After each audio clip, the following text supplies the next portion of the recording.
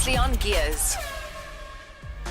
Now, over this past weekend, we mentioned the brilliant news for Greg Gildenhuys, our 600cc West Bank Super Series motorcycle champion for this year and for last year. He's been given a factory ride for BMW in the Superstock 600 next year. I think that is just incredible news. Also yesterday at the Circuit de Neve, Magny-Cours in France, was the two final rounds of the World Superbike Championship. So coming into the final round, Max Biaggi had a 30-point lead over Tom Sykes, and Marco Melandri was just a few points behind that as well. First race got underway. Max Biaggi, third lap, falls off. All of a sudden, comes into the final race in the afternoon, end of the championship, and Tom Sykes needs to win. And Max Biaggi needs to finish sixth or worse. Okay, fifth or worst to lose the championship. It was 23 laps. I was watching the TV going mental. Tom Sykes had the race under control the whole way. Got a bit of challenge from Sylvain Guntherly, but managed to hold him off. And Max Biaggi was sitting far back, sitting in 8th place. All of a sudden, Marco Melandri fell off. Then Max Biaggi got past Baz. Then he carried on, moved himself up into 5th position.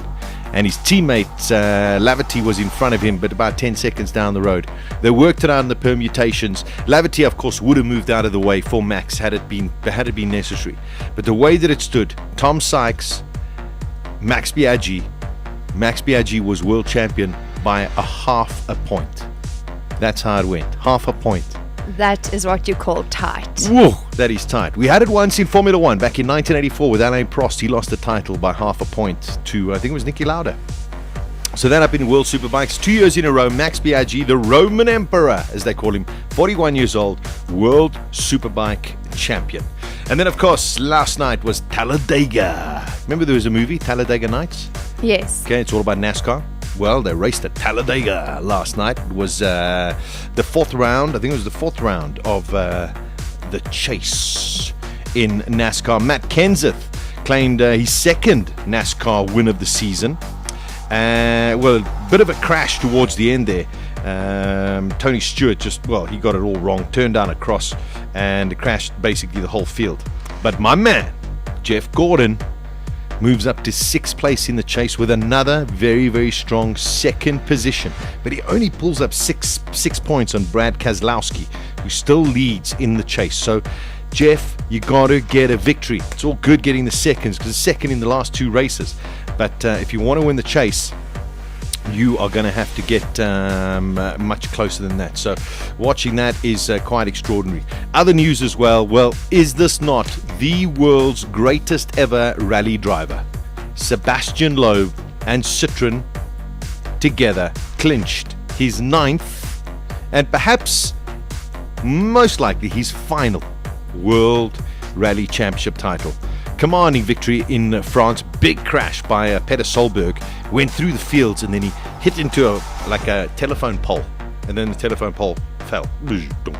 But fortunately nobody was injured. But Sebastian Loeb, the reason I say his last title, because from next year he's decided he is going to be circumspect in how many races he actually takes part in.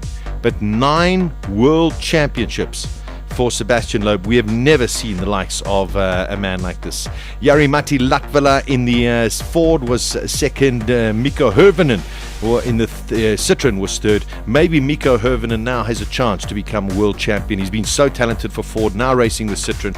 And with Loeb only doing a few races next year, Mikko Hirvonen could well become a world champion as well. So that was some of the other motorsport that took place over the course of the weekend. Of course, we've discussed at length Sebastian Vettel winning in the Korean Grand Prix, the Japanese Grand Prix, with the Korean Grand Prix still to come, India still to come, USA still to come, Abu Dhabi and Brazil. So 5 races. Who will be world champion? I think it's going to go all the way down to Brazil. At the next intersection, turn on Gears with Sasha Martinengo.